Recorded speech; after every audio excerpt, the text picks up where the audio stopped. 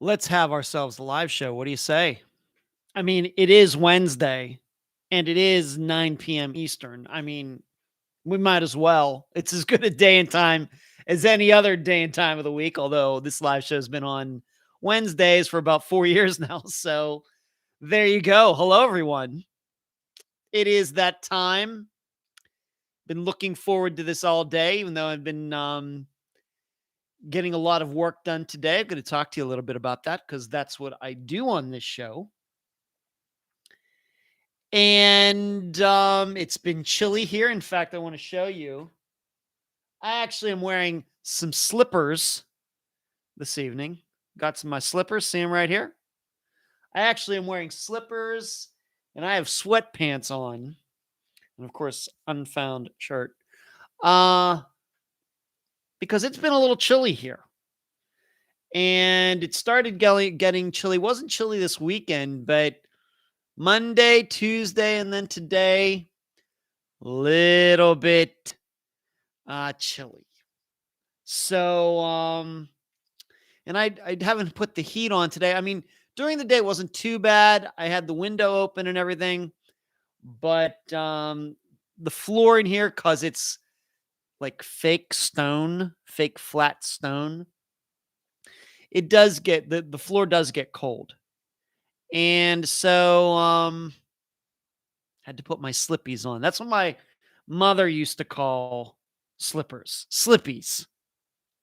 So I put on my slippies and I'm wearing my slippies. And I prefer the slide in kind like this because if you get the ones like where, it actually has like a heel on it to go like around the back of your foot, my feet sweat. And so my feet, although I'm in the slippers, they need a little air. You get them too wrapped up, they start sweating, and then it just gets nasty. So there you go. Now you know everything you need to know about my feet. So this is the live show for January 19th, 2022. And as you are watching, whether now or later, please give this video a thumbs up. That would be deeply appreciated. If you feel like contributing to the program as you are watching, you can only do that when you watch it live, though. You can contribute to Unfound. As you know, this is a program, at least the audio version, that comes out every Friday. No ads. So you know that we rely on other ways to generate some revenue for this program. So if you would contribute through Super Chat using that little gray button, gray box with a $sign in it, that would be deeply appreciated. That goes into the Google AdSense fund that we have here for the YouTube channel. Of course, we have Patreon and PayPal, and I'll talk about those a little bit later. So as you're watching, give this thumbs up. That helps us with the algorithms. And if you're not yet a subscriber, whether you're watching now or you're not watching this until 2323, the year 2323, subscribe anyway. I'll be long gone, but subscribe to the channel anyway if YouTube's still around.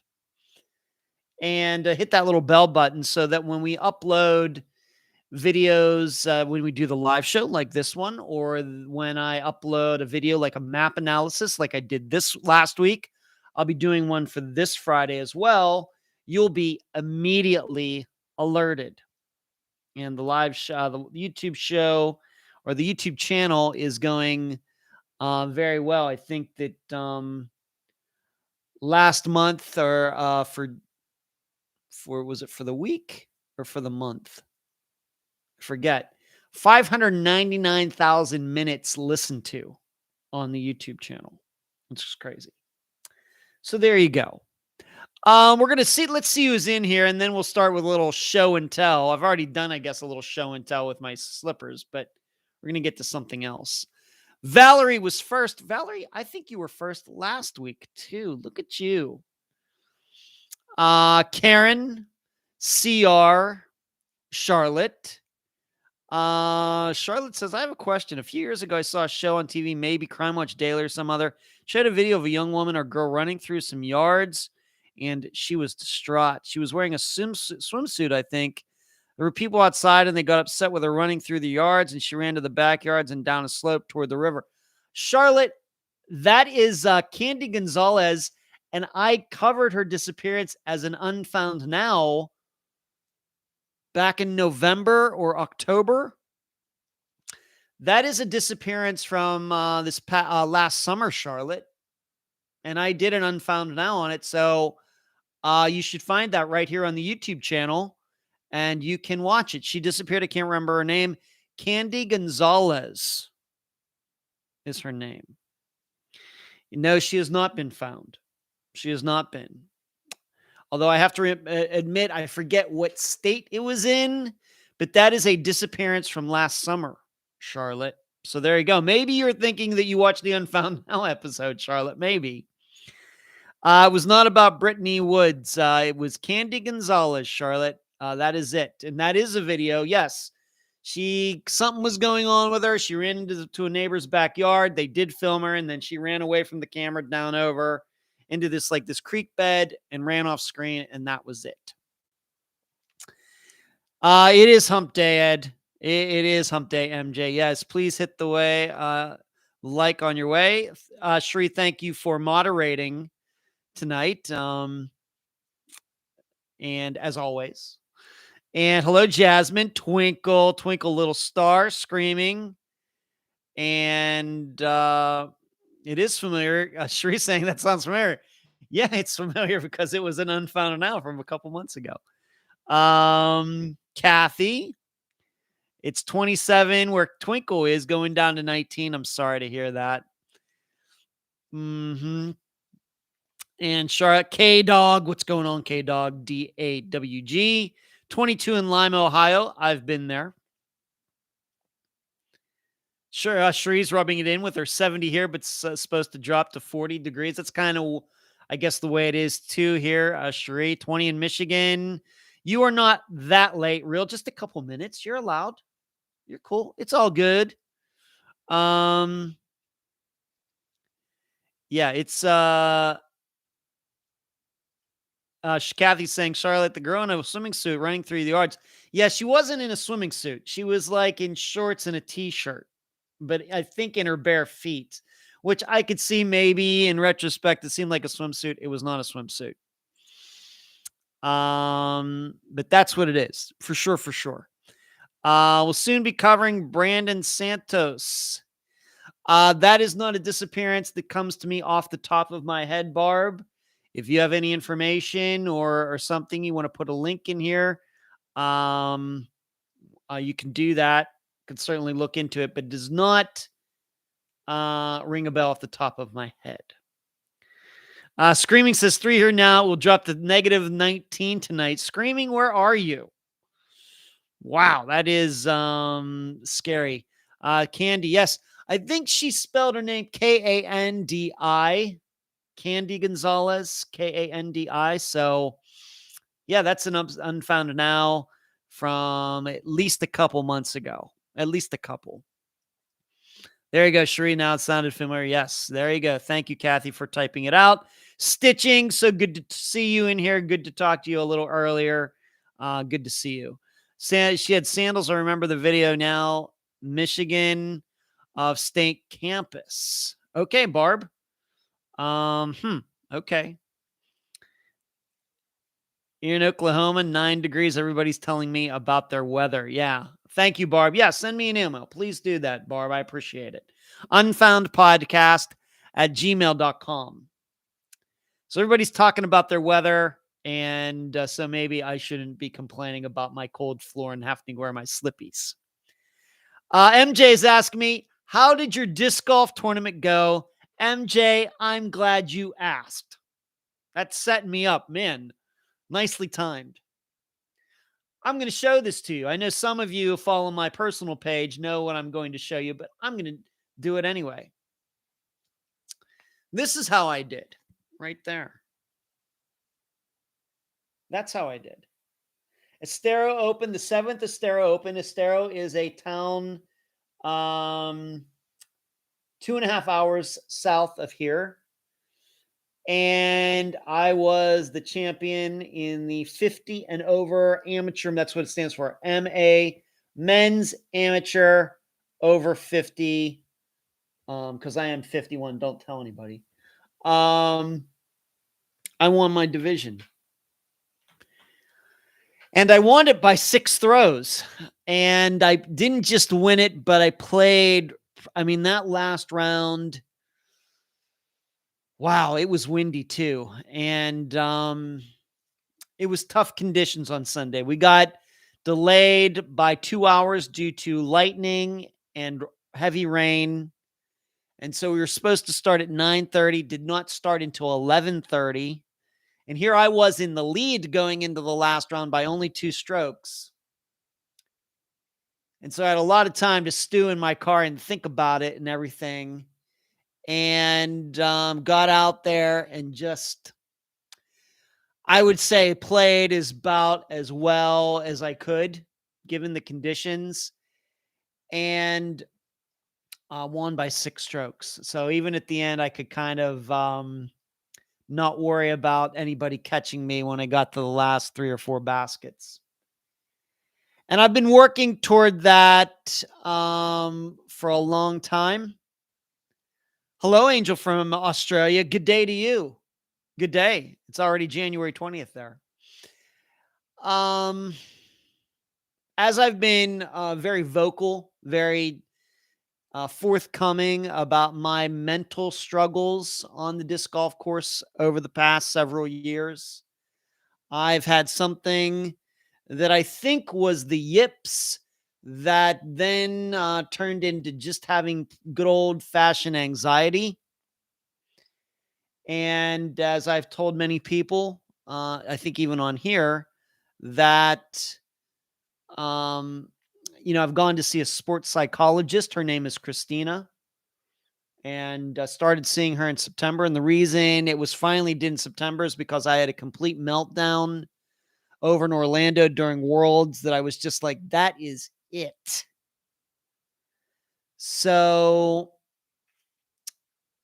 through the last, since September, she and I, of course, these are private sessions, but I don't mind talking about some of the things that I talk about in there. Of course, it is totally private between a counselor and her patient, but just talking through, what is that anxiety about? What is it about? What is it about me that I used to be a really good player going back to 2015 and then everything changed? What was that change? Why did it happen? What is going on in my head? What do I feel? Why am I nervous? Disc golf is obviously not as important as what we do here. So why don't I get nervous doing this program, but I do get nervous out on the disc golf course? And so we've been talking through a lot of issues. And she has me keeping a journal.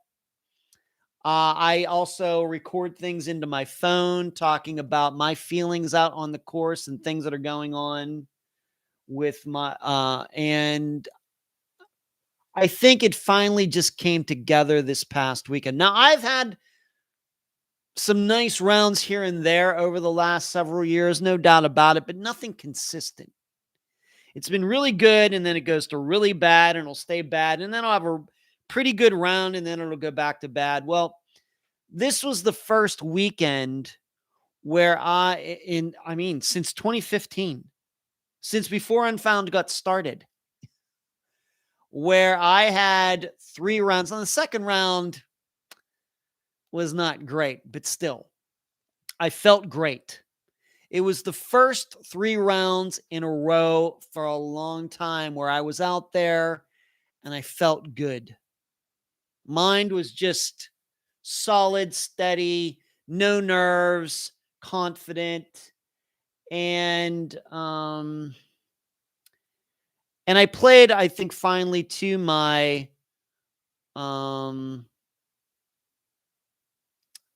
ability. And just, even when I had a couple bad shots this past week and they did not get to me, I came right back and continued to play well. Threw well, even in the wind. Pulled off some great shots, made some nice putts, played with some very, very good guys. Certainly the one guy was on my heels going into the final round. He was only behind me by 2, and he did not play poorly in that last round. It was just I was just on. I was just completely on. I could almost had a flub up near the end, but it didn't really cost me anything. But except for that one particular basket, I was just on. And not only was the round good from my division, but the round that I shot compared to other players in other divisions, it was one of the best rounds thrown from the what we call the pads, the blue pads of anybody in any division. Whether they're 50 or 40 or 25 or whatever. So this is it. Estero Open, the 7th annual Estero Open champion and MA 50. And so I've had that hanging on the wall for the last couple days. And so I wanted to bring it in here and show it to all of you because disc golf always starts off every live show. And sometimes I'm like, oh man, I did stink. I mean, a week and a half ago, I stunk at Maximo, but it just shows you never know when things can turn around. Now, how am I going to be a week and a half ago when I go over to Lakeland to play? Who knows? But none of you knew me back in 2015 when this started. This started during the summer of 2015 when I started to feel very shaky out there mentally, not physically. I have no physical issues. It was mental issues. And, so you didn't know me back then. I wasn't doing a program or anything. And so I've been struggling this for years. And there was a time where I almost gave up disc golf, or at least thought I'm never going to win anything again. Because I won twice in early 2015. This win this weekend is the first outright win I've had in a division since March of 2015. And I've played a ton of tournaments since then. So there was a time when I never thought that was going to happen again. I just it was ugly. It was just some ugly, ugly, ugly times out there. So there you go. I did it, and it was very rewarding. I have to admit, I think I can say this. I'm man enough to say this. A few tears were shed after I won on Sunday. Not around all the other players when I got this plaque in front of everybody, but when on the 2.5-hour drive home back here, going up the 75 to the 275, I'll admit, a couple tears were shed because there was just, I never thought that I'd get back to, there was just some very, very dark days, dark mental, emotional days. Not doing Unfound. Everything's fine. But when I would play and I would have expectations, which are part of my problem out there, and the disc would just go anywhere. I threw one backwards one time. So there you go. So a couple tears were shed because it's just a hobby. It's just a sport. I'm not getting paid. It's supposed to be fun. I know all those things, but I like to win. I like to win at trivia. I like to win at Scrabble. I like to win. And when I don't perform to my expectations, what I think my abilities are in anything, I get upset. And this was a long way to get back to this, even though there were like 5 guys in my division and everything else, but somebody has to win. And I don't think I backed into it because I played well. And I checked the way I am. I checked previous years for the guys who won MA 50 in past years, in my division, past years there. And my score was completely in line with the other guys who won in the past. So it's not like it was an easy field or anything. I performed to the point where I should have won. It wasn't, just give it to me or anything. It wasn't anything like that. So I did it. And a lot of people have given me a lot of congratulations since finding out on Sunday, because a lot of those people, other disc golfers, they know what I've been through. And they can remember when I used to play really, really well back in 2015. And then they saw me go into this huge, huge dive. And hopefully I'll be able to use this, the emotions and the feelings that I got from this weekend, to use them in upcoming tournaments. I'm not going to expect to win next week or anything else, but just to play well and feel good out there. So something that I did not do when I was at Maxima, but I think, as maybe you remember last week when I talked about it, I had a bet with a good friend of mine. His name is Sam, and I lost $50, even though I was ahead by 9 strokes going into the final round ahead of him. He beat me by 3 because I totally fell apart in that final round, and he shot an amazing, amazing round. I'm very happy for him. But in looking back at that now, that might have been the best thing that ever happened to me. Because, once you're ahead by 9 and then lose by 3, how much worse can it get than that? And it's like a catharsis type of thing that, can't get any worse than that. So you might as well just go and throw. And I think, and I've even told Sam since I got back on Sunday, me losing that $50 to you, technically it was a steak gift card for $50, technically. That might have been the best thing that's ever happened to me when it comes to playing disc golf. And so I thanked him. So, and I haven't practiced since Sunday, just a lot of things to do. Maybe I'll get out tomorrow. But that is how I did. Thank you for asking, MJ. I won. Thank you for asking. Carrie says, stupid cold here. Yes, that is the email. Thank you for posting that, Sheree. Unfound Podcast at gmail.com. Thank you, K-Dog. Thank you, Charlotte. Thank you, CR. Thank you, Sheree. The Real, thank you. Thank you. Hello, Angel. Thank you for joining us from Australia. Hey, Alice. Good to see you. I am still seeing the K-Dog. And I plan to continue to see her once a month. I saw her at the beginning of this month, and I'm due to see her actually on Groundhog Day, February 2nd again, where we will talk about my meltdown at Maximo. We'll talk about what happened for my win here, and then we'll get to talk about how I'm going, however I will play next weekend. So yes, I am. And I know a lot of people don't like to, of course, a lot of people going to see therapists are not for sports things. And I realize that's usually something that's very private, but I've been very vocal about my anxiety and apprehension and nerves and whatever you want to call it, since like 2016 or 2017 now. And I'm here to help anybody who maybe thinks they're going through the same thing out there. So the only way I can do that is if people know that I've suffered from that too. And I've it's nothing that I've tried to hide. Angel says, yes, it's Thursday afternoon here. My birthday is next week. I love your channel. Thank you, Angel. You're very kind. Thank you. Hello, Boston. Thank you. Yeah, is everybody thumbed up here? Thank you. Carrie says, I get it. I can't really do good over the phone or video. Get me out in public. I'm done. I don't do in person. Well, we all have our pluses and minuses, Carrie. And it was a really surprise for me in 2015 when it came on, because up until that point, I've been very athletic, very competitive in a lot of different things, and never had it happen to me. And then all of a sudden it was there, and I haven't been able to consistently shake it. But I'm hoping that all of the great feelings I had throwing this weekend, I can remember those from when I play again. Of course, that'll also have to do with how I practice.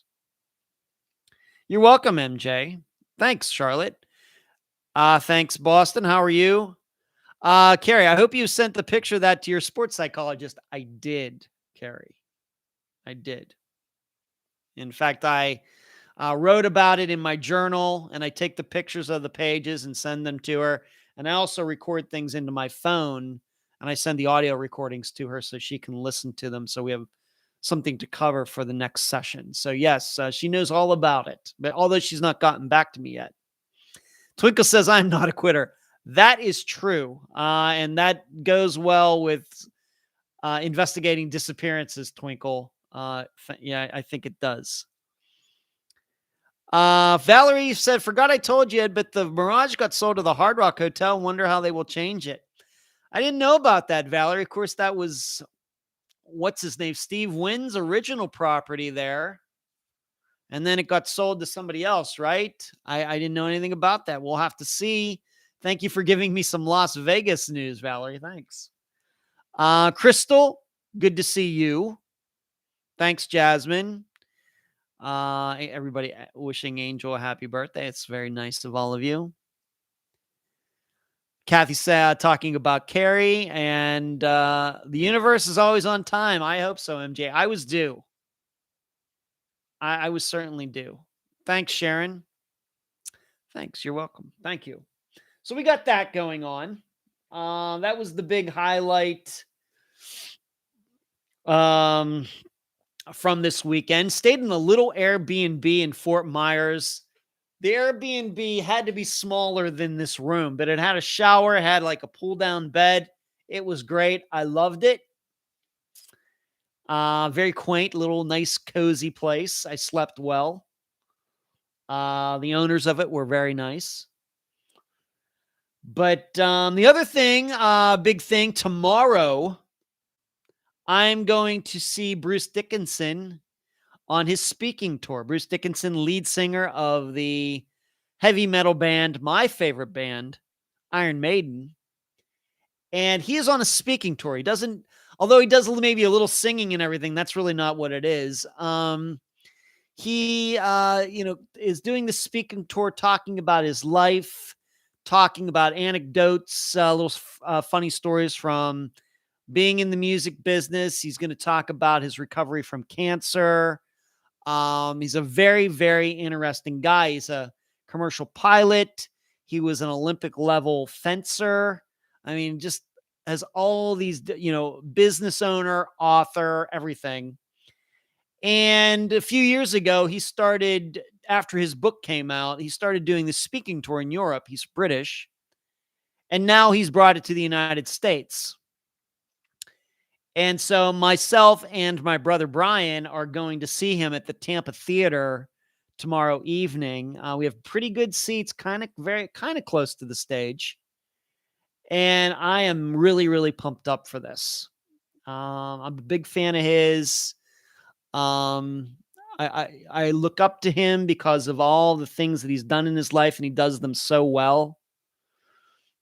And it'll be I've never been to something quite like this. It's not quite it's not an stand-up comedy routine, although there are certainly going to be funny parts in it, but you get to ask him questions and everything. So I'm really looking forward to that tomorrow night at the Tampa Theater, which is some old school 100-year-old refurbished theater over in downtown Tampa. I don't think I've ever been to this. No, I surely haven't. But that's where it's going to be. And so I think the venue is going to be very cool, very neat. And I'm really looking forward to that. Got the tickets months ago, whenever they came on sale, like in November or something. As soon as they went on sale, I got them. So Brother Brian and I are going tomorrow night. So kind of put that along with my disc golf win. It's a very fun week for me. And I will, of course, tell all of you about it next week. Of course, if you follow me on my personal page on Facebook, you'll see that I will write about it as well. You will probably be allowed to take some pictures or something. I don't know, but I'll surely write about it there as well. So that's what's going on. Valerie says, I'm always here for Vegas news until you move back to the desert. Thank you, Valerie. I appreciate that. Crystal coming in from New Orleans or New Orleans. Good to see you, Crystal. It's funny. My brother Brian was just telling me a story about being in New Orleans one time. Some funny story. I forget exactly what happened. But he was just telling me about being in New Orleans and something going on years and years ago. Angel, will we have an opportunity to take pics? I have seen pictures of him up on stage doing this in other places and videos. So I'm guessing so. I'm guessing they'll probably limit it or, last thing, in a rock concert, it's different. Everybody has their phones up. But this is a little bit different. I'm wondering if phone usage will be limited. I know for me, I'll probably just take a couple pictures, and that'll be it if you're allowed. I'm not going to stand there and with the video on the whole time. That's crazy. Marlene, hello, everyone. Marlene, are you talking about Bruce Dickinson? I am. He is amazing. Saw his biography recently. We should read his book, What Does This Button Do? It's a fantastic book. I have the audio book. I've listened to it. I've listened to it 3 times. In fact, one of those times was when I drove to Amarillo and back way back in July of 2019. That was right before I was going to be going to the Iron Maiden concert with my buddy Doug, or was that after? But I've listened to that book 3 times already. It's fantastic. So there you go, Marlene. Yes, please remember to hit the thumbs up button as you are watching. Helps us a lot. Shree says, first time I ever heard of or been to a gay bar was in New Orleans. Is that right, Shuri? That's interesting. I've never been to New Orleans. Never been there. Kind of came close when I drove to Northwestern State University back in October, but I think that's the closest I've gotten to there. So maybe one of these days, but I've not been there yet. So, all right. So we got all the personal stuff. I'm doing fantastic. My dad is doing fantastic. Although he did get some snow up there, but that doesn't bother him at all. They clear off the roads pretty fast. He has a 4-wheel drive Jeep anyway. I tried calling him earlier today. Didn't pick up, but he texted me not long before the show started. So he's doing well today. He's doing well into 2022. So let's start with the items that I've brought to talk about tonight. You know where I always start, and that is with the poll that we conduct every week, almost every week, in the discussion group on Facebook. If you're not yet a member of that discussion group, why don't you join us? If you're a Facebook member, just do a search for it. I'll let you in, and very quickly, or one of my assistants will do that. But the question I asked was, of course, regarding Christian Balky Thompson, was what happened to him? Was he murdered? Did he overdose? Was it an accident? What happened? And an overwhelming majority in the discussion group decided that he was murdered. Somebody did something. Zoomy, Elbert, somebody else did something. And then Zoomy brings the car over to Elbert's, and he's trying to get rid of evidence and makes a huge mistake, and his building goes up in flames. Now, in the think tank, which is, you wonder what is the think tank? The think tank is the only thing of its kind in existence, where a very small group of people get together and we go in depth into the disappearance that Unfound covers for that particular week. It happens on Sunday evenings. It happens at 7 p.m. Eastern. Unless I have something going on, then it may get pushed to 8 p.m. or to the next day. But it's regularly scheduled at 7 p.m. Eastern. So, for example, Christian Balky Thompson's episode came out on Friday. On Sunday evening, that gives everybody a couple days to listen to it, kind of think about it.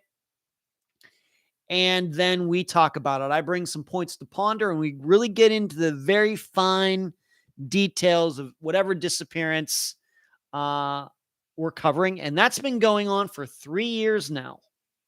So we've done that about 150 times. But the way you become a member of the think tank is you have to go to patreon.com/Unfound Podcast and become a premium member. And that means at least $12 a month. I know that with inflation, prices rising, a lot of things going on, I know that can be maybe a little tough for some of you, but I hope you will consider it. Or maybe you just want to get in on a lower level, $5 level, $2 a month level. And even then, you're going to get to read what I think about some of the disappearances or all the disappearances that we've covered on Unfound. Because every week on Patreon, I write at least a 3,000 word blog on that disappearance, giving you my insight, the way I analyze things, only talking about things that were actually in the episode. For as low as $2 a month, and you get some free books, and you may find out about some things before everybody else does. I think it's one of the best deals going on out there at patreon.com. That sounds something that interests you. Please check it out. Patreon.com/Unfound Podcast. So for Christians in the think tank, the results were a little mixed. Certainly not as clear cut as in the discussion group. Seem to be some people that are open to murder, some people that are open to an overdose. Not as clear cut, and you should know that is not uncommon. Oftentimes, the discussion group poll and this think tank that we have on Sunday evenings oftentimes disagree, and that's fine. It is interesting to me, though, how people come to conclusions, and I will tell you, the way it's split this week is usually the way. Usually the discussion group sways a very, very most of the time towards some sort of foul play. The think tank, it's usually more 50-50. Now, for me, as to what I wrote regarding Christian Balky Thompson's disappearance, I will tell you that at the end, I always reveal my theory at the end of the blog after talking a lot about how I analyze certain facts and what makes sense to me. Came to the conclusion that Christian overdosed and there was some sort of cover up after the fact. That's the conclusion I came to. But if you want to see how I got there, you'll have to go to patreon.com/Unfound Podcast, become a member. And the good thing, once you become a member, you get to read all of the blogs that I've written the whole way back to 2017. 2017. That's a lot of reading.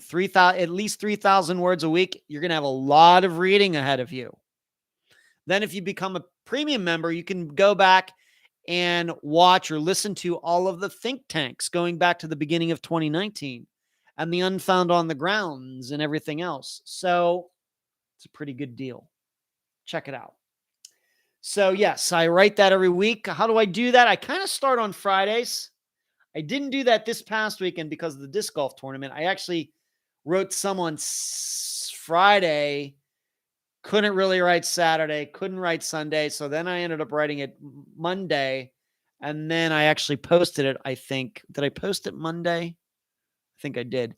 But what I've also started doing within the last 6 months, not only do I write it, I make an audio version too. Once again, though, you have to be a Patreon member. So there you go. What's everybody saying here? Thank you for posting that, Cherie. Hello, Fishing. What's going on? What is going on?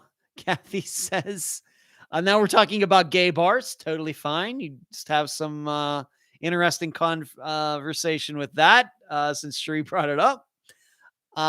Charlotte's saying the same thing. And hello, Coffee. Good to see you, Coffee lover. You know, I have to admit, Coffee lover, I don't drink coffee. Never have. I'm more of a hot chocolate and tea guy. In fact, I'm planning on having some hot chocolate before I go to bed tonight, just so you know. Because I love hot chocolate. Shri offered up the opinion, I think he overdosed, and Zumi panicked, then Albert helped to cover it up. Shri, that's kind of my belief as well. And, but once again, to realize how I got there, You have to read the whole blog. Carrie, the think tank is almost always a mixed bag of ideas. We usually come up with a lot of new ideas, things that make us go, didn't think of that. That's exactly why the think tank exists. Everybody's opinions get heard. Nobody is right and wrong. And it's the only thing of its kind anywhere. Anywhere. Trust me. That's why it's called the think tank. And in fact, I have to give credit to Cherie. She was the one who came up with the idea in the first place. I named it. She came up with the idea sometime towards the end of 2018, and I have to thank her for that. Laura, what do I think of Steve Pankey? Laura, I'm still not convinced he murdered Janelle Matthews. That's what I think. I think he's a kook and everything, but I'm not convinced he did anything to her. I'm not convinced.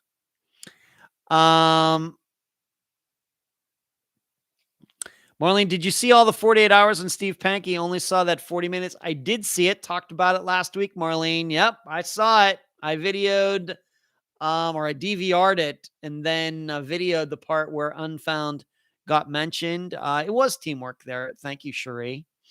Marlene, my hubby thought he was nothing but an attention grabber. That is not too far from the mark, I think, Marlene. Yeah. Kathy talking about Cherie. Per my secondhand experience, it's a lot easier to overdose on heroin versus meth. Yeah, David Kesey and his brother. I guess it just depends what's in the meth, Kathy. As we've all known over the last few years, a lot of heroin, cocaine, meth, other things getting infused with fentanyl, way more than the body can take. I'm open to that idea.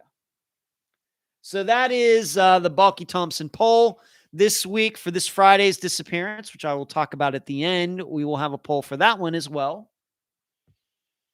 And I'll talk about those results next week. So moving on, Jason Landry's disappearance has gotten some more attention.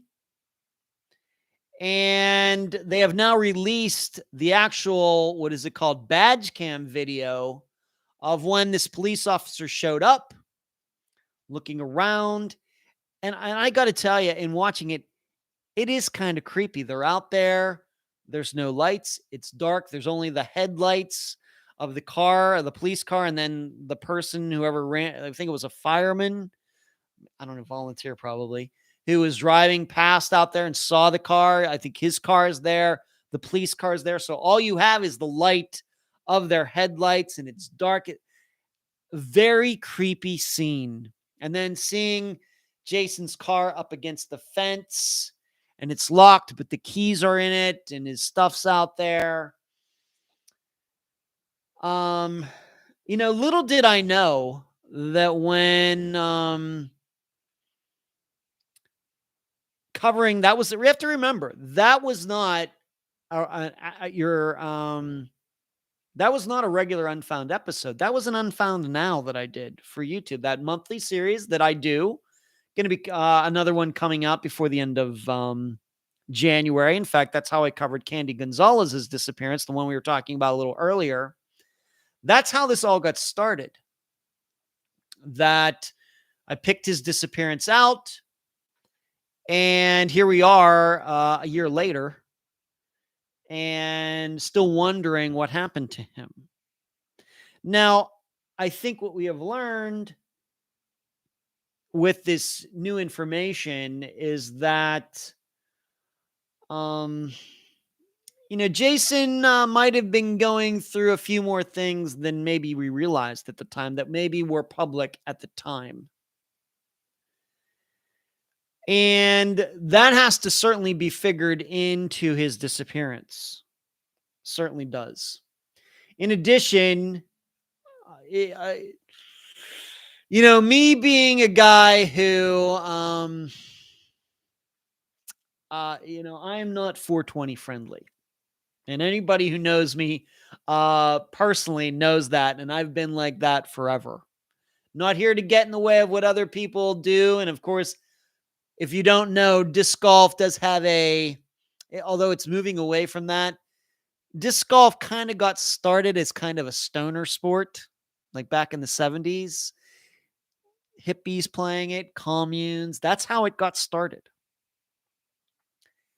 And so there's always been that kind of feeling, although within the last maybe 5 to 7 years, it's becoming more of a, I guess, what we would call a regular sport. But for many, many, many years, it was just considered something that people of a certain type played. And so I've been around people who smoke marijuana, get into that lifestyle and everything, and I do not support it. I would never call the cops on anybody or anything, but it's just not something that I do. It's just not. I don't drink either, as I think many of you know. Just a unique guy, I guess. But I think what we've learned from this new video is that Jason, we now know that there was marijuana found in his backpack,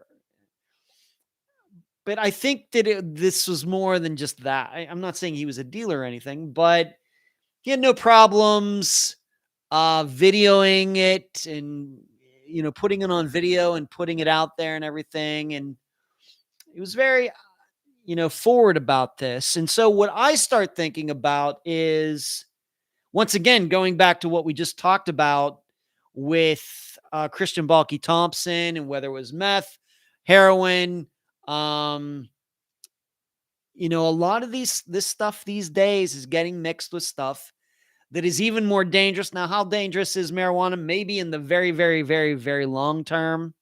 I personally think it is, but some of these things are getting mixed in with substances that are much more dangerous. Who knows what can happen?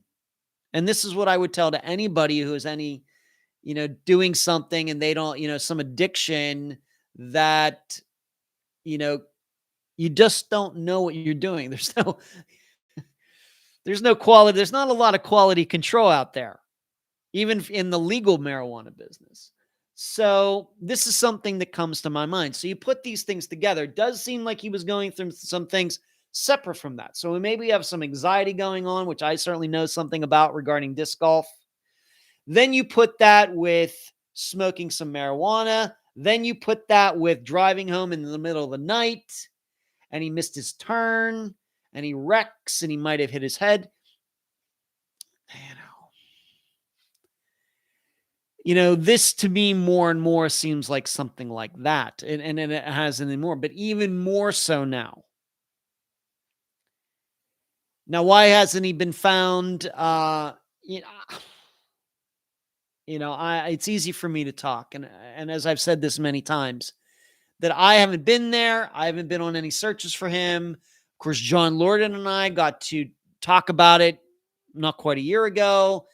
Got to speak with Jason's father and all of that. But I still continue to believe that unfortunately Jason is not with us and that he's probably not that far from the car, despite all the searches that have been done. I know that's maybe insulting to the people who have done the searches, but I think what we know about these situations is that these people are usually are found not far from their car, from their truck, from the wreck.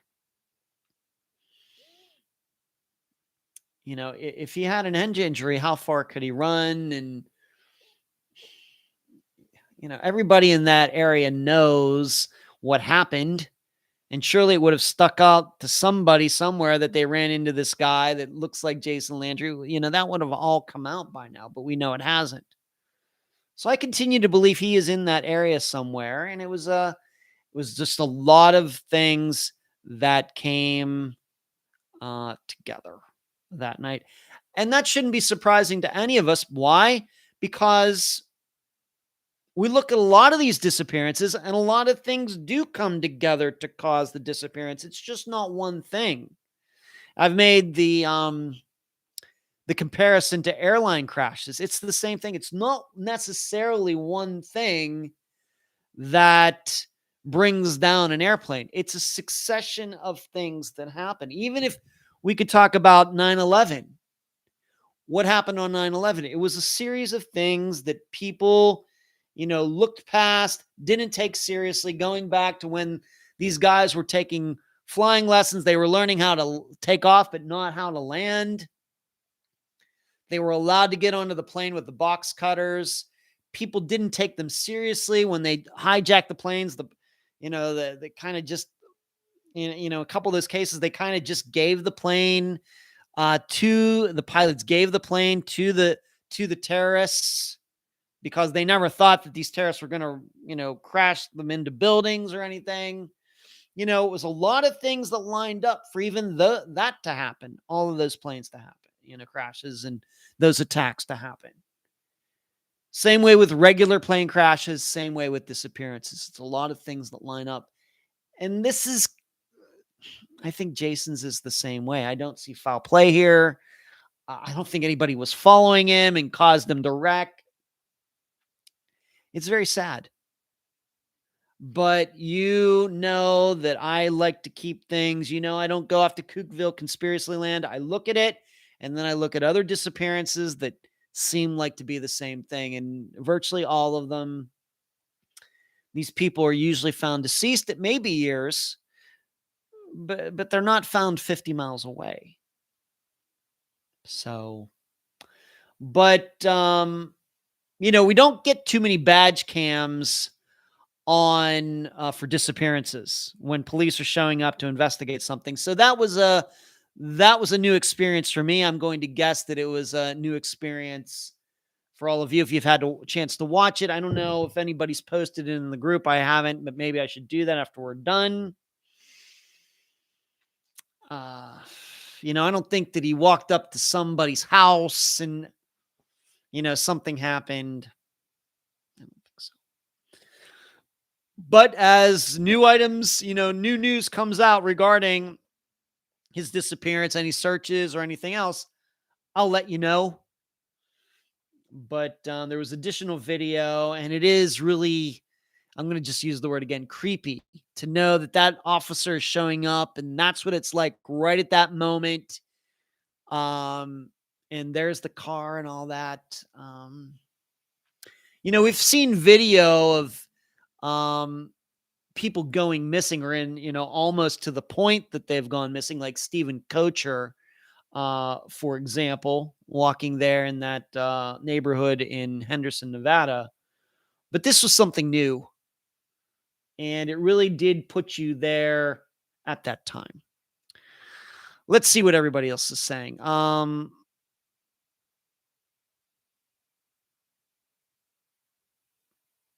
Kathy says Jason Landry and Daniel Robinson in Arizona, similar disappearances, wreck car, head injury, head gets hot per Daniel's dad, take off clothes, wander away. Yeah.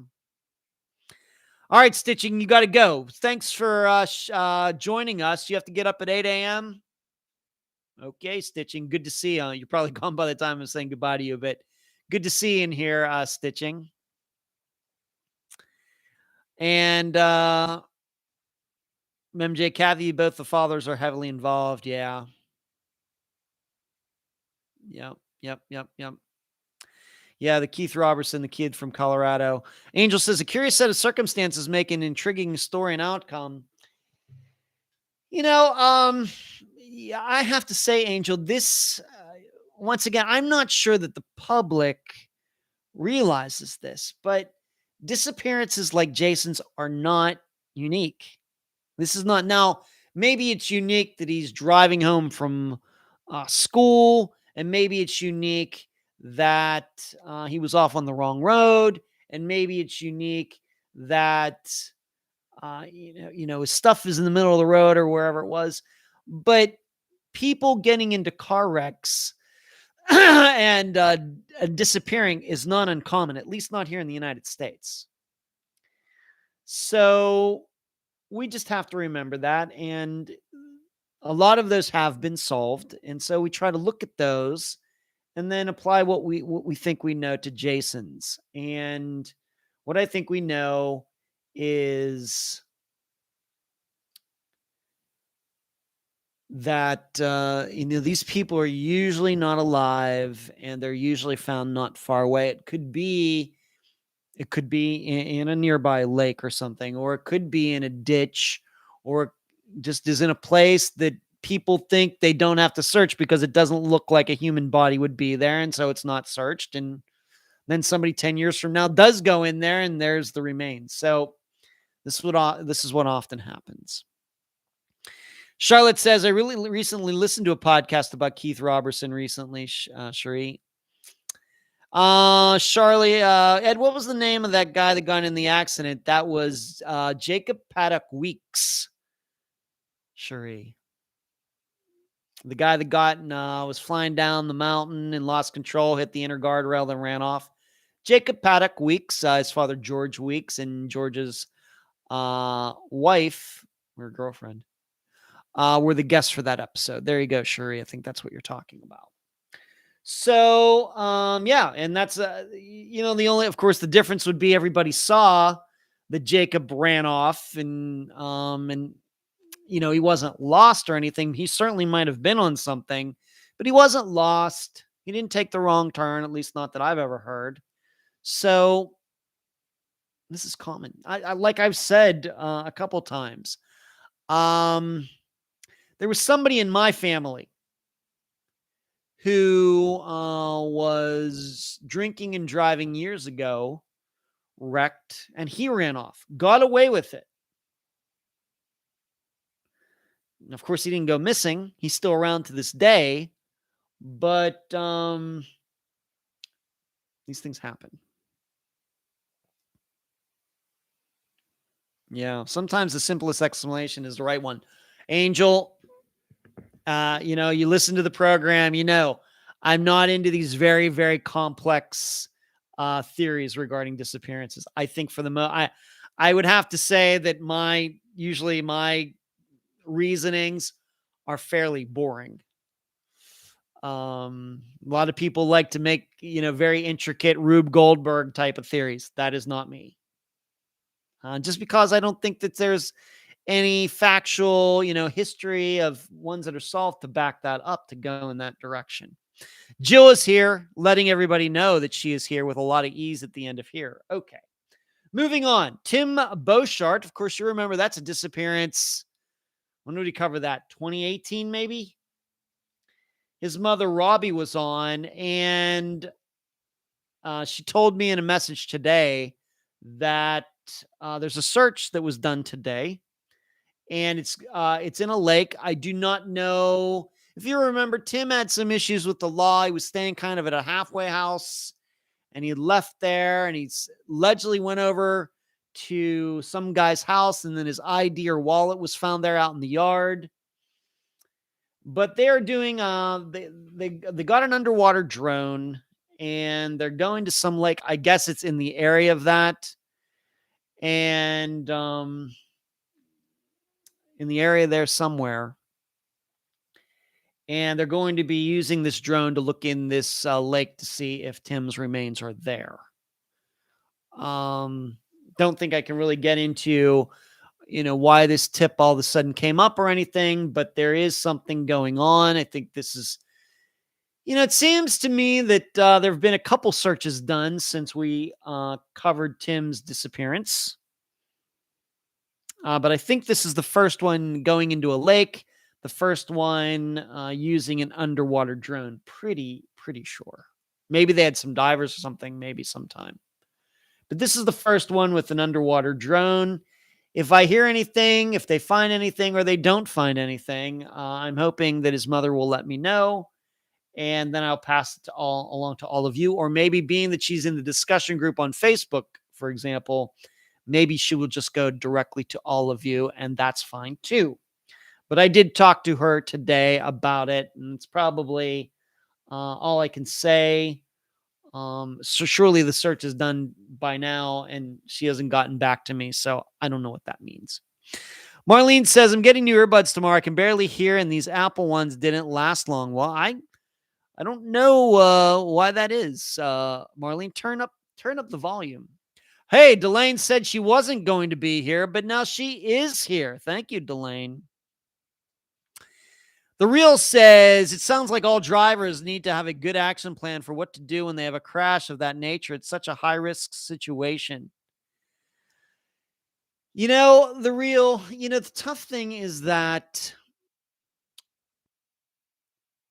you can have all those plans, but if your mind is not in the right place. If you've had a concussion or something, you know, a concussion or worse, or in addition to a concussion, maybe you were smoking something or doing something while driving, even if it was just drinking.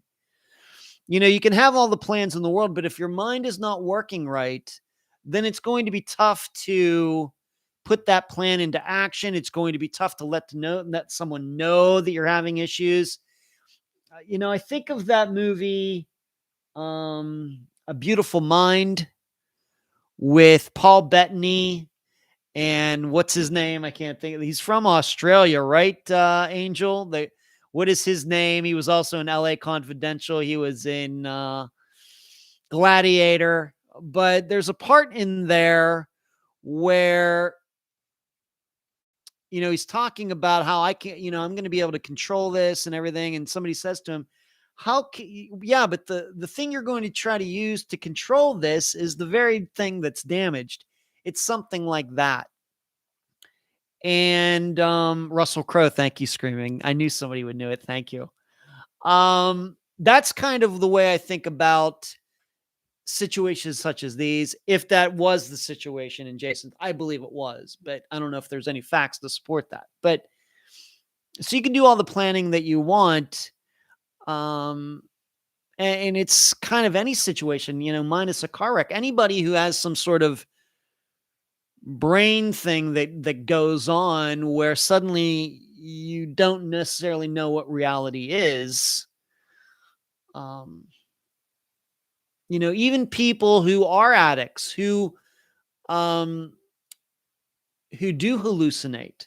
There are times when they're sober and they know that those drugs cause them to do things. And still, when they do those drugs, they still think that those hallucinations are real, even though they know that they're on the drugs. And so it's very tough it's not like, you know, if your arm is having a problem, a leg is having a problem, your stomach's having a problem.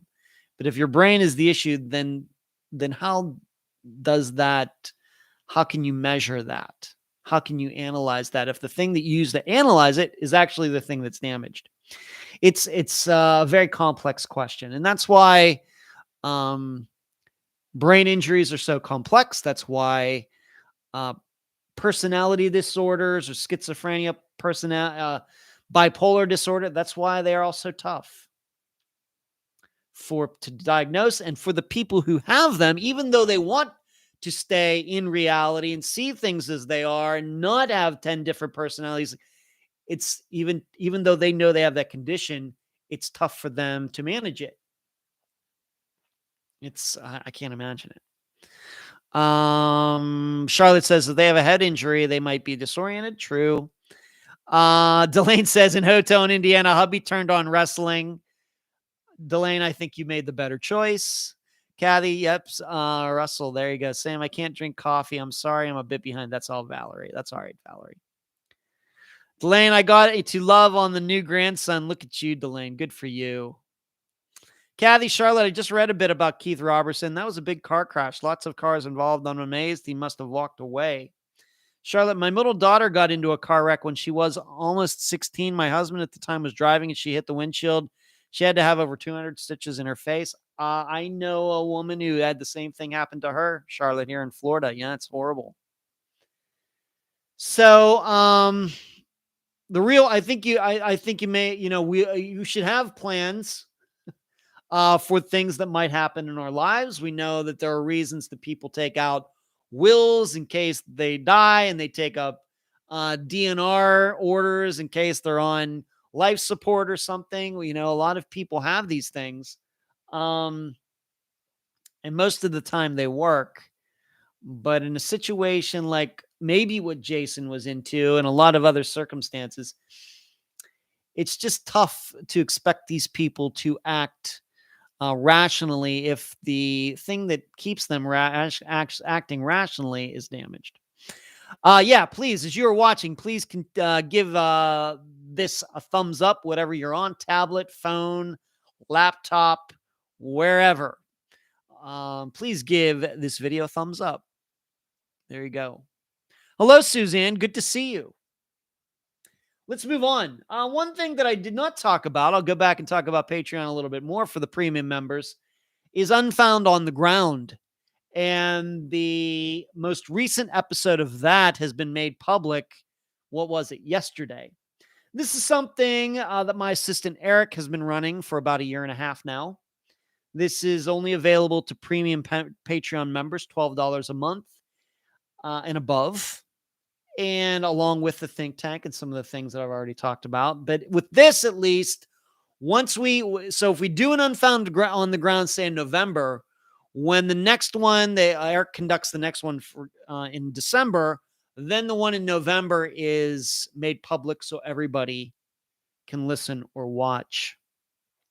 So the one from, what was it, December or November was just released, and it is now public right here on this YouTube channel, so all of you can check it out.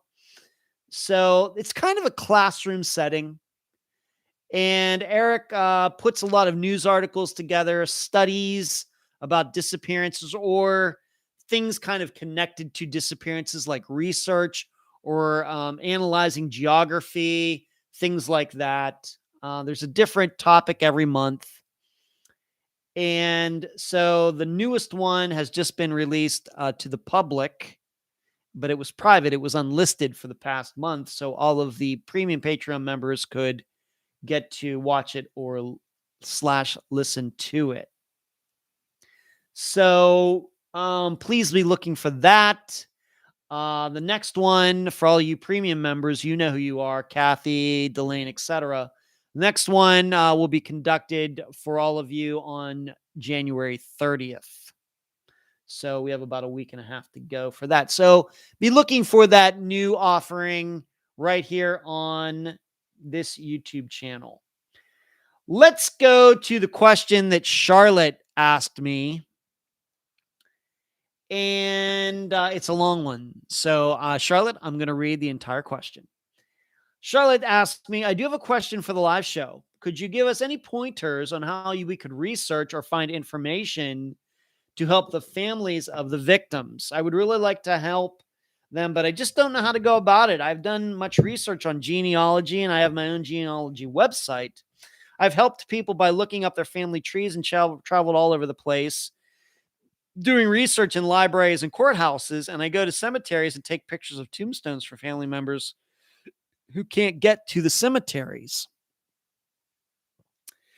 Well, Charlotte, it depends on what kind of disappearance it is. Now, I will tell you that what I will do for guests sometimes, maybe we'll just go back to the Cameron Remmer disappearance, something that I worked on for most of 2019, and then that episode came out at the end of 2019.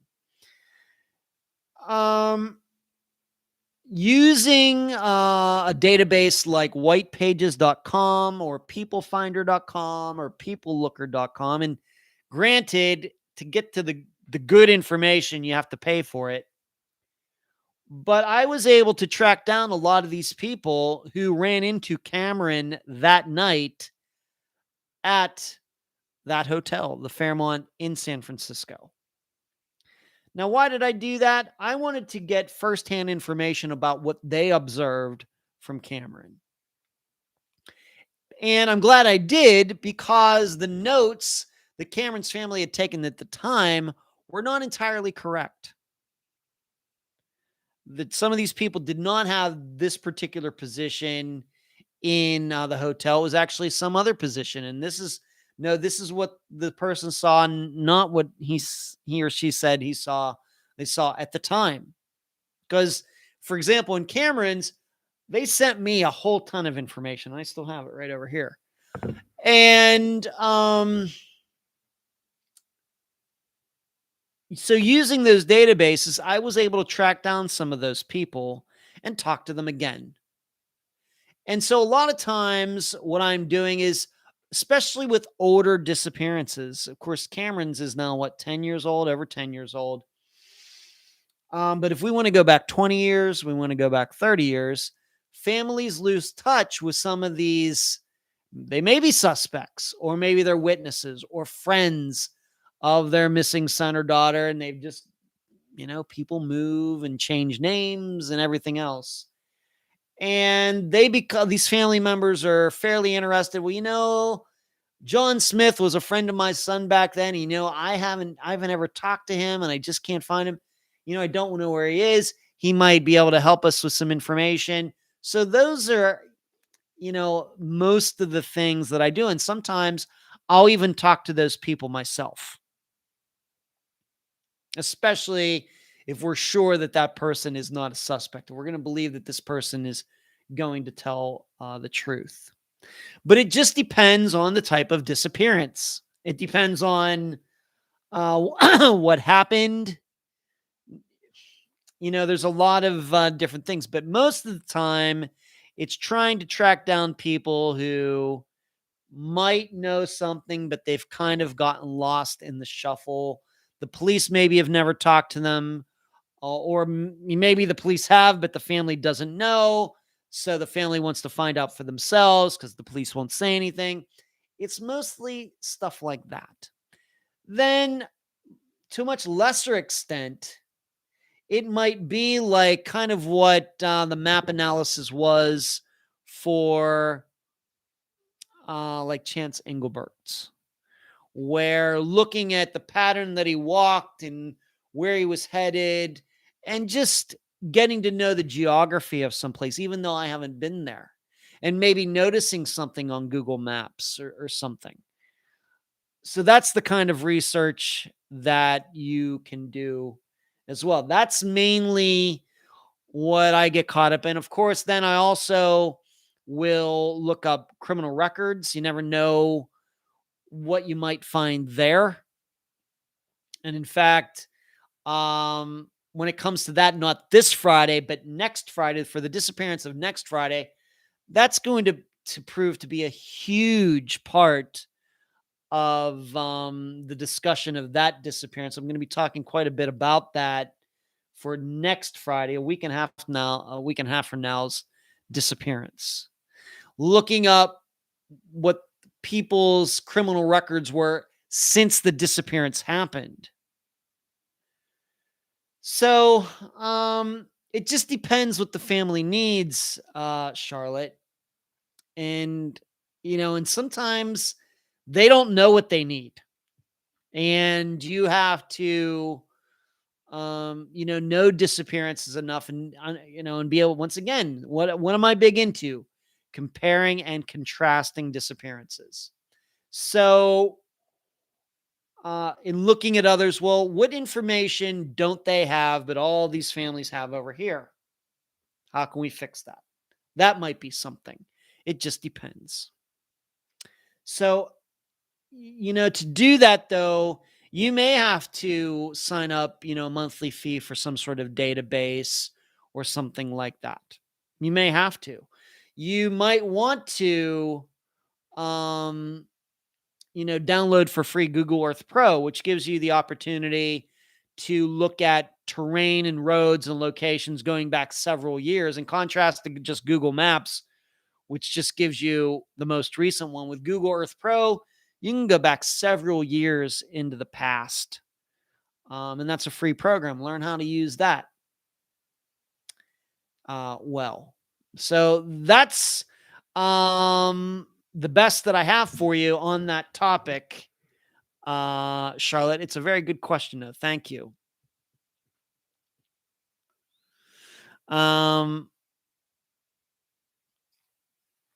Carrie says, I was telling the Unfound team how I don't know how to vacation. You know what, Carrie? I think that you could figure it out fairly quickly. M says, kind of, sort of Pittsburghese. That is Pittsburghese. It comes out once in a while, even though I haven't lived in the Pittsburgh area for over 20 years. My Pittsburghese does come out once in a while if you're really, really listening. Thank you for pointing that out, M. Boston says, I'm a professional vacationer.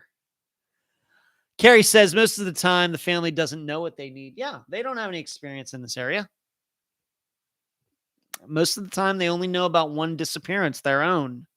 And so a lot of times, I will have to tell them things that they don't know and they don't realize, and things they think are strange aren't strange. And yeah. Delane says, I was sick over and over for months. So glad to be well again. Yeah. There's hope. You are a very generous person. Thank you for your super chat contribution during the live show tonight. Thank you so much. Deeply, deeply appreciated. And M says, M loves the Pittsburghese. And I love it too. I just once in a while, I'll go back to it. But I have to tell you, I don't think I really sound like a true Pittsburgher. Friends of mine who still live in the area of Western Pennsylvania, they certainly do. All right, going back to the items. I was going to mention that you're probably going to see the format of the episodes is not going to change, but I think what you're going to start seeing a little bit more in the episodes, especially in that intro. Of course, you know how I do the very short intro and then the music. But I'm telling you that, starting here for 2022, that I'm going to start mentioning a lot more prior disappearances. Going to change up that beginning just a little bit. You know how I love to work with themes and stuff. You know that by now because I'm a fairly creative person. But being that we're now to like almost 240 disappearances, and you know that I'm the comparing and contrasting disappearance guy by this time, and you know that I've spoken at a couple schools. And in fact, I was emailing some schools this evening. You know that when I've gone to speak at Nova Southeastern and at Northwestern State University, that's mainly what I do. I'm showing a bunch of different disappearances that fall into categories and showing you similarities and differences. You can expect that, the big change for 2022 at the episodes is I'm going to start doing that in the opening a lot. I'm going to mention other disappearances in that. We're going to get a little more away from the philosophical side and go more toward the comparing and contrasting because of a lot of disappearances to talk about now and a lot that never get mentioned. And there's still a lot to learn. So I think then by doing that, everything will kind of be congruent with the program, the presentations, this live show, what I write at Patreon, and everything else, because a theme is always education and a theme is always comparing and contrasting. Looking at certain disappearances and comparing to the one that is being featured this week. So I wanted to tell you about that before if you maybe over the next few weeks start saying, has Ed trying to change something at the beginning of the episodes? I'm just going to tell you now the answer is yes. And I think it's, about time to do that, get everything in line there. And because I really enjoy that too. Let's see here. M from the South Hills and Slippery Rock. My dad went to Slippery Rock, M, way back when in the 1950s. I think he graduated from Slippery Rock in 1958. I went to Grove City College, by the way. And South Hills, know that area. I've played the disc golf course on Slippery Rock University's campus, M. Very nice one, I should say. Thank you, Marlene. Gave it the thumbs up. I appreciate that. Cherie says about a vacation. We'll even take Tim, Carrie. We can leave him. I said vacation. Yeah, that's funny. Okay. Carrie and Cherie joking back and forth. Let's move on to this. Brandy Myers. Going back to that episode, it's been a few years now. If you remember this, that the main suspect in her disappearance is a guy. His name is Brian Patrick Miller. And this happened in Arizona. He has been connected to two murders going back to the early 90s. Angela Brasso and Melanie Bernas, Bernas. Angela was 22. Melanie was 17. They were both found in or near the canal where he lived. And finally, through DNA, he has been attached to their murders. And the reason that this is important for Brandy Myers' disappearance is because when she was last seen, she was only a couple doors away from his home where he was living at the time. By the way, Brian Patrick Miller has also been connected to possibly one other disappearance, and that is of a Shannon Aumock, Aumock, and I know Jill's watching in here. I know Jill knows all about this, these disappearances and murders. But the reason I'm talking about it is because he's tried to claim insanity or something, but he has been found competent to stand trial for the murders of Angela and Melanie. In looking up a couple articles that were written about this phase of him going to trial, I'll have you know that neither Brandy's or Shannon's names were mentioned. But I know that Brandy's family, Brandy's sister, who was the guest a few years ago for the program, she certainly believes that Brian Patrick Miller is totally 100% responsible for Brandy's disappearance. Brian has also tried to claim amnesia, that he doesn't remember back at that time. Maybe he did it, maybe he didn't do it, but he can't remember. And it does sound like he is trying to delay the trial. In fact, in the article that I read, the judge was kind of giving a hard time to Brian's attorney because they seem to be filing some frivolous motions and things like that. But I would like to think that this goes to trial here in 2022. It's another trial we're waiting for, I guess. And, we can start to get some answers on some of these things, or maybe he might plead out like Dennis Bowman did. So we'll just have to see. But there's certainly something going on there. And actually, I meant to talk about this last week and didn't get to it. But so that is what's going on there. If it does go to trial, do I think that Brandy's disappearance will be mentioned?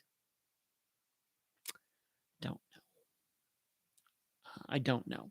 So he's trying to give it his best shot to say that he's crazy, and it doesn't seem like anybody is buying it. The problem is that he might get away with saying that he was crazy right at the time, which is something that they might try to do in court. So that is an update on the Brandy Myers disappearance. Moving on, there's also another update for Austin Pivo. You know that all of the men who murdered him have been convicted, and now we are in the sentencing phase. And Susan, his mother, sent me a message today saying that Brewster, the guy, his name is Brewster, is being sentenced today. And I think I can say this. Susan has expressed some sympathy regarding Brewster, that, she believes he kind of got caught up in it all after the fact. For she has no, she also I think I can say this, that, she doesn't quite feel that same way about those other guys. But for the Brewster guy, she seems to be a little bit more understanding with him. And so we're not sure what his sentence is going to get, but I think she believes that he does not deserve as long a sentence as the other two guys do. So this is still going on. These guys are certainly going to jail. We just don't know for how long. And so when that sentence, and maybe the information he's even on out there already this evening, because I think it was supposed to happen today, then maybe that information is already out there as how long he is going to have to spend in jail. But Susan did send me that message this morning, so I thought I would send that along to all of you. Carrie says, sounds like they need to search and dig up every square inch of that canal. Yeah, Carrie, it's always one of those things. If we do have some sort of serial killer who could be caught up, connected to a disappearance, why is it that maybe many of the victims are found, but one isn't? We may be asking that with Brian, with Brian Patrick Miller. Why is it that if he did murder these two other young women, why wasn't Brandy found too? Don't know. We have another we had another disappearance that was like that. And if I can remember the name, I'm just going to pull up my guest list right here. But with the disappearance remember Debbie Lowe, she disappeared down in the Pompano Beach area, walking to school, and she disappeared. It is believed that the serial killer, Gerard Schaefer, killed her. Why? He actually knew her family, went over to her house. He was knew them, and he was a police officer. But some of his victims were found. He went to jail and died there. So why is it that some of those victims that he killed were found and she wasn't? We don't know. It's a confounding question, and maybe one of these days we will all understand it better. Carrie says one of Austin Pivo's killers got a joke of a sentence, sadly. It may be this Brewster guy that you're talking about, Carrie. Charlotte, I just got a text from my sister-in-law, and she said that Chad may get to go home from the hospital tomorrow. Okay, Charlotte. I'm glad Chad's going home from the hospital. I'd be happy too. Hospitals are no fun. Having spent one in time for 10 days in a row, and my mother was on the verge of passing away. It's no good. Moving on. Did you happen to catch the article that was written on Narratively? I posted a link to it in the discussion group on the Facebook page. I don't think I put it on the website yet. I probably should do that. And on Twitter. And this was this guy that I met when I was in Greeley, Colorado. He was there to cover at least part of the trial. And what happened was, after I was done testifying on that Friday morning, he emailed me around 1 p.m. that day and asked me if I would be available for an interview. I said, sure. Go down there, met him at 4:30 or something. And we really just sat there and talked in the lobby of the hotel. And he recorded it. And he said, he's doing this story on Steve Pankey and the role of podcasting in crime, and the article, that whatever the article, however you would describe the article. And I thought it was well done. I thought it was very well done. And the funny thing is that, we did this article, we did this interview, we talked for a while, and we went on our merry way. And then what was funny was that they had arranged, of course, for my transportation from the airport to Greeley, and then Greeley back to the airport in Denver. And so I get in the van that morning to ride back to Denver to the airport, and the van has to go pick somebody else up before to go to the airport, and it was him. So we ended up having a great conversation. What is that, like an hour or something? Just sitting there in the back of the van talking true crime. And what was interesting, and I'll get back to the article in a minute, but he asked me, is there any disappearances that you've covered that, are unique, something that I think I could, turn into, a longer article, something like what I'm going to do for Steve Pankey's trial and everything. And I said, probably one of the most unique ones, and I don't necessarily put superlatives. But, I don't mind saying that some disappearances are they just stand out from the rest due to the set of facts. And I told him, well, one of probably the most unique ones, and I've talked about this one for the presentations that I've done, and these ones that seem to stand alone, was Dale Kerstetter's from Bradford in 1987. That he was this security guard at this glass place, and somebody seemingly, allegedly, went in there, and we know that this platinum that lined this kiln or whatever it was stolen, and then Dale goes missing.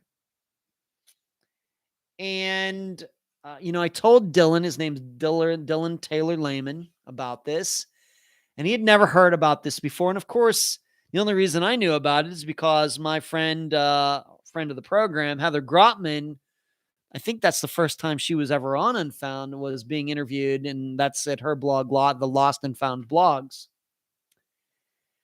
And so now, I told Dylan about this, and he automatically got interested in it. And so now he's working on an article kind of combining the theft of platinum, like Dale's disappearance, and then combining that with this whole new thing within the last few years of people's catalytic converters being stolen off their cars, which contain what? Catalytic converters contain platinum. So he's working on that. And it's probably going to be a while. I mean, you figure he interviewed me for this article back in October, and it didn't come out till last week. So it'll probably be a while before this article comes out. But you never know how these things are going to work. He's looking for some sort of unique story, and then he runs into me, and I might have named a couple other disappearances that I thought were unique that Unfound has covered. Probably did. But that was the one that kind of stuck to him. And then, of course, I told him that after Heather was on the program, she discovered that platinum thefts going back to the 70s and 80s were not odd at all. They were actually pretty common. And so that might even put Dale's disappearance in a totally different light. Possible. So getting back to the article that Dylan actually wrote, I am certainly glad that he included what we talked, I got done to me, and I'm not complaining, Dylan, if you're watching, don't think that I'm complaining, but I guess I kind of got what done to me, what other programs do to some of my guests, like on Disappeared. They'll interviewed somebody for 2 hours, then only use 10 minutes. Well, with me, he talked to me for 45 minutes and only used maybe 5 minutes of our entire conversation. Dylan, not complaining. I get it. But what I am happy about is that he included probably one of the really important topics that we covered during our discussion, and that is theories and how people get so attached to them, and how at some point a lot of true crime programs, that's all they become. They aren't interested then in trying to find any new information. It's just theories. And then cliques develop, and then people start arguing, and everybody's ego and pride starts showing up. And what gets lost in all the mix is that there is this person who is still missing.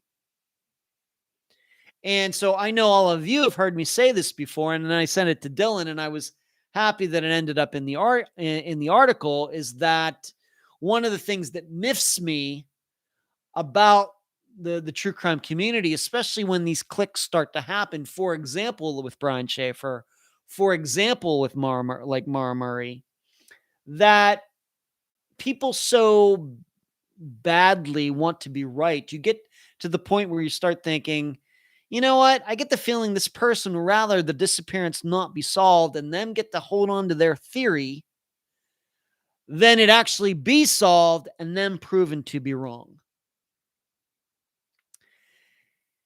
And I'm pretty sure I was and I've had that idea for a while, and I think I'm one of the few people that isn't afraid to admit that publicly. That's the way I see, even well before I started Unfound, with all these different cliques and everything. Once again, Mara Murray is the one that comes to mind, because you do have so many kooky people on all sides of that argument, in arguing and disappearance, where it's clear to me, and you should know, Cherie just sent me a video about a recent feature that was done on Mara's disappearance. But, when it's just clear to me that she got into a wreck, and it's like Jason Landry got into a wreck, ran off, something happened, and she's still out in the woods somewhere, deceased. But still, you have all these people that sit at their keyboards arguing back and forth. And here's one thing they're not doing. They're not going up to where she wrecked and go searching through those woods for her. They will do everything but that. And so I'm really happy. I give Dylan all the credit in the world that he used that quote, me talking about that, for the article, because I think it's a very, very important part. I think we do. This is one of the reasons we don't do theories on Unfound, because collecting information and finding new information and arranging it in a way that can be understood is more important than any theory out there. This is one of the reasons I don't argue with people on theories. This is one of the reasons, like with the think tank that I talked about earlier tonight, patreon.com/Unfound Podcast, that we don't argue, even though we talk theories and people get to express their ideas, the way they see the facts and how they interpret them. We don't argue about theories there either. And oftentimes we may have come up with three very viable theories, but nobody does any arguing. There are no cliques. There's no hard feelings. There's no calling people stupid and trolling people and everything else. We don't do that. We don't believe in that. But I got to tell you, it is rampant out there. So I was so glad that of what I said, he picked out a really good part of what I said to make it public. And I thought the article was very well done. I think Dylan is as a writer myself, game knows game, as the saying goes. He's an excellent writer. Excellent. And I'm so happy that he got this article featured on narratively.com.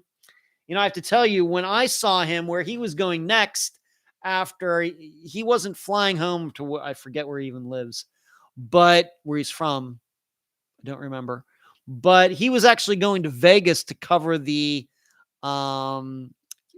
huge billiards tournament that was going on there. That's where he was going next.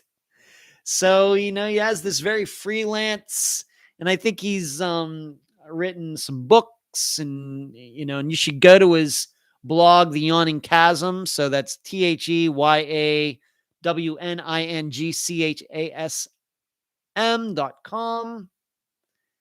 And we had a really good conversation there in the hotel, and we had another unexpected conversation in the van back to the airport. And it was really funny that we were going in different directions in the airport, and we still ended up running into each other again. It was so weird. So if you haven't checked that article out yet about the Steve Pankey trial, he talks about me going up to the stand, and I talked to him how I was feeling and at the time. Please check it out, narratively.com.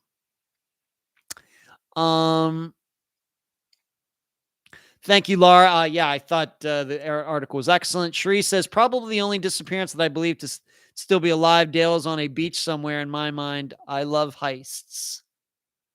Laura, yes, Dale's is very unique. He did a good job, Carrie. I think I agree, Cherie. Dale is drinking fruity drinks on a beach in a foreign country, reading and listening about his case. We can only hope. We have to remember that this case is like 35 years old now, and Dale was not a youngster at the time. So maybe he has died of natural causes since then. But, uh, I'm not, maybe let's hope. Kathy, Dale's disappearance is very intriguing, but I think he was double crossed. Even if he was not murdered, he would have already passed away. Sheree, because we know if we had all the answers, we could just go solve it right now. There you go. I think I created that saying, Sheree. Need to make a bumper sticker out of that. If we knew what happened, we could just go solve it right now. And that's why I don't argue with people. I'll tell people the way I reason things out. And I hope all of you, are learning to do it the same way. Maybe as I do, referencing other disappearances and things. But don't ever get into an argument with somebody about a theory. Kathy, Dale would be 84 if he's still alive. Well, my dad's 85. Charlotte, I think the Dale's probably dead by now because he would be 85 now. Yeah, Sheree, it was a great article. Yes. So, yeah, narratively.com. And I have to admit, it was a real pleasure to, talk to him and be a part of that. Yeah, it was very relaxed. After I was done testifying, man, I was just like huge weight. And we just kind of sat there in the lobby and BS, the people walking in and out. And it was a Friday, so it was very busy in this hotel. And then later I got to hang out with my nephew and his kids. So that was a very special day. Carrie says, Betty White was days away from 100. I don't think age means much. That's true. But on the other hand, also what it means is don't count your eggs until they're hatched, Carrie. All right. So I want to talk very quickly about a couple articles that caught my eye. And one of them is something that happened right here in Clearwater, Florida. Although I don't think that I realized it happened in Clearwater till moderator Cherie also sent me the article. And then I noticed, oh, yeah, this is Clearwater. So I'm just going to read this to you. Man files charges after attacked with glitter. 2 Florida women are facing felony charges over glitter. Police say Caitlin O'Donovan, 27, how Irish of her, and Sarah Franks, 29, went to a man's Clearwater apartment around 3 a.m. Monday and got into an argument with him as he stood on a fenced patio. That's when the women allegedly threw containers of glitter at him, hitting him in the head and torso. Franks is then accused of jumping the fence. One of the women is accused of jumping the fence, entering the apartment, and throwing more containers of glitter at him. She then allegedly let O'Donovan in through the front door, and both continued throwing the containers of glitter, police said. Authorities found, yes, glitter in the car when they traced it to the women. They are charged with felony burglary with assault or battery, and Franks is also charged with misdemeanor criminal mischief for allegedly kicking a window until it broke. Now, it's clear to me, what's unclear to me is, why they did this. I'm going to guess that, maybe this is kind of a jilted lover type of thing, or maybe, one of these women caught him cheating on her or something like that. Being that they didn't bring a gun over or a knife. I mean, it was glitter. So, I don't know how seriously we're supposed to take on all this. And I have to admit that if I was a guy,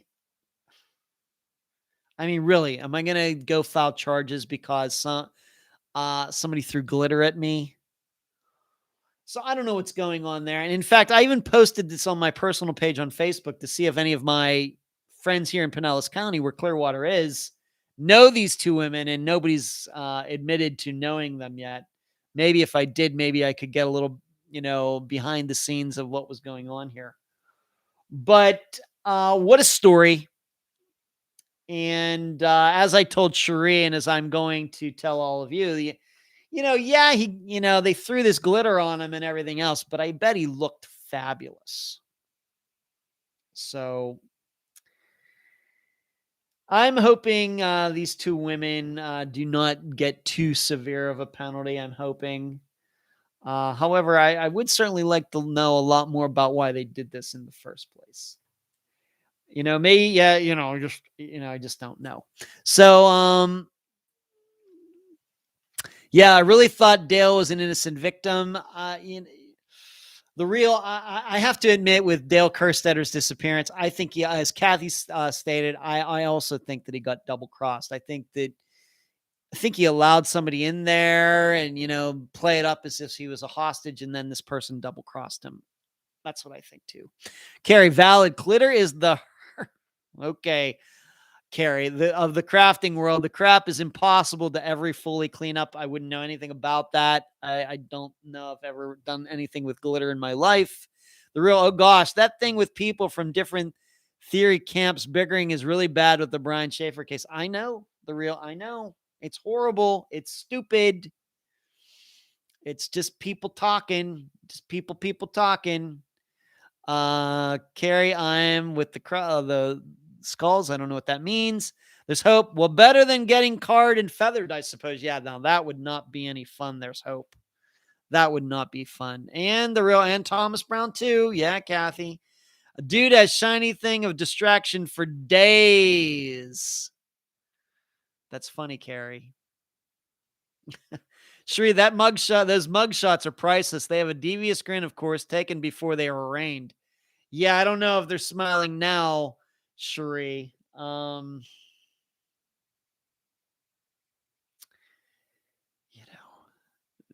We talk about so many serious things on the episodes, of course, in the think tanks, in the blog, things that I post in the discussion group and on the page and everywhere else.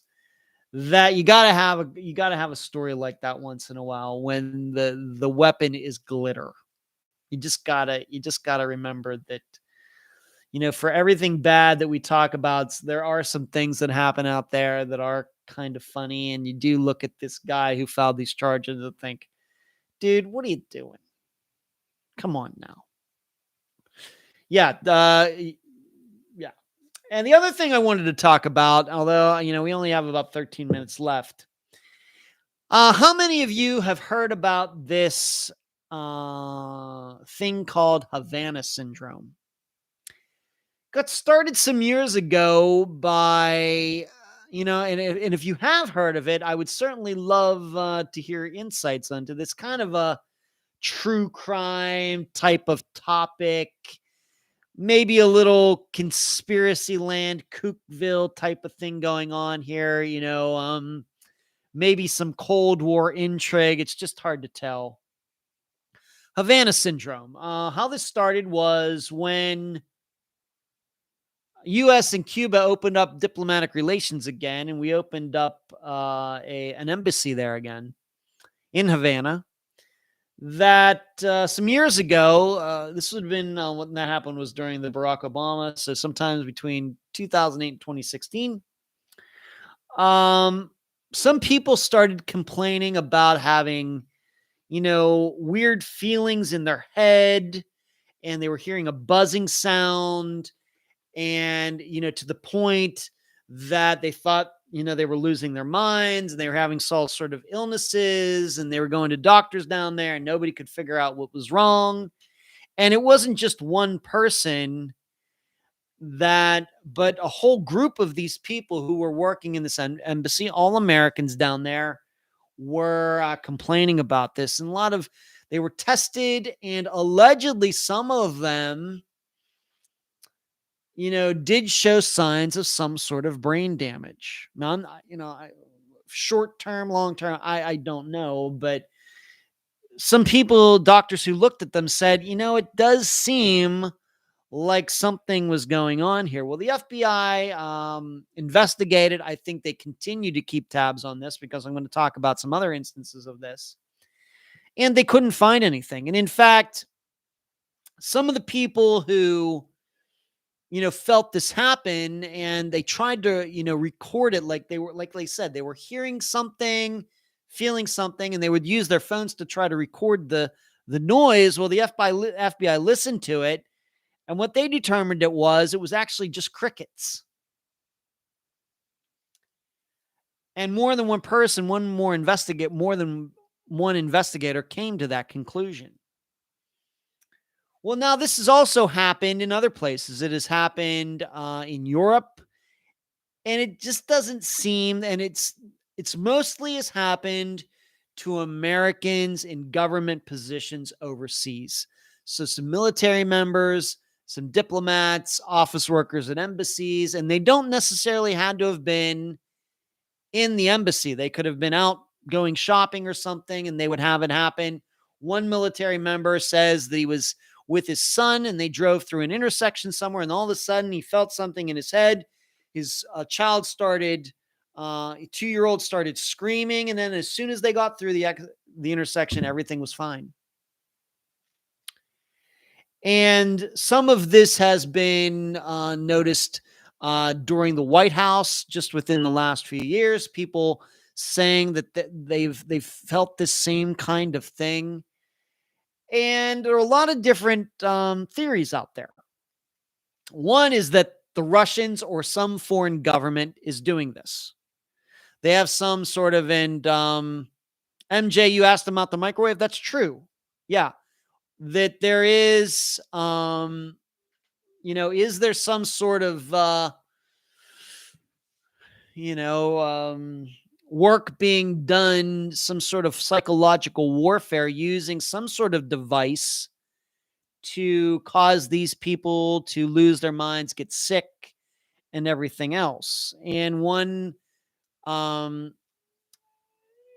possibility has been microwaves. Certain band aimed, at a building or at people can cause this is something that is real, although there's no proof of that.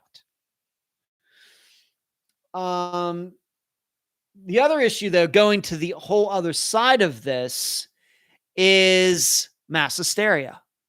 This is also very common. One person comes down with something, they think they come down with something, then everybody else gets sick, and they, do all sorts of tests and they can't find anything wrong with any of them. This is also a real thing. It's real. That is a real psychological phenomenon. And then, like I said, we have this crickets buzzing around this building, causing people to lose their minds. And I will tell you from my experience that this almost sounds to me like when I had that, what I guess is now considered to be an ocular migraine that I talked about a month and a half ago. It happened on November 30th last year. And I told you all about it, where just me moving my eyes from the computer screen up to the TV, my brain went for like 15, 20 minutes. And I thought I was losing my mind. Now, I've had it happen before, so I kind of knew how to handle it. But if you've never had that happen before, it could really scare you. I know the first time it happened to me, it really scared me. And so I start thinking about that. Is there something going on that some of these people are suffering from this type of migraine? Is there something going on? I'm open to that. So I just wanted to bring it up here. I had run across a story somehow about it today, and I thought I would bring it up. If you've not heard of this before, you can just go to Wikipedia and read all about it. It's called Havana Syndrome, the city of Havana, Havana syndrome. And you can read all about it, all the investigations that have been done, all the tests that have been done. Some people, Canadian diplomats, have said they've suffered from it as well. But there's not a lot of stories outside of any Italians, Germans, Australians, Chinese, or Russians, or any other nationalities who are go to other countries that have suffered from it. It seems to be mostly Americans and just a few Canadians. First starting in Cuba, And then it seems to be happening in some other places. And some people do believe it's the Russians just trying to play some, psychological warfare of some type. No proof of that as of yet. What I haven't been able to find is if there is a device like a microwave transmitter or something to do something like this, what would it look like? How could somebody transport it from one country to another? How big would it be? What kind of power does it need? There doesn't seem to be a lot of information out there regarding that. If I knew more about that, maybe I would be able to decide on a theory as to what I think is going on. But if you've not heard of it, it's very interesting. I think it's the type of thing that, a lot of true crime podcasts probably have covered, probably. So I thought I'd tell all of you about it. MJ says, yes, I've heard of this. They think it's the government. Carrie, hearing crickets constantly would make anyone batty. They can be loud.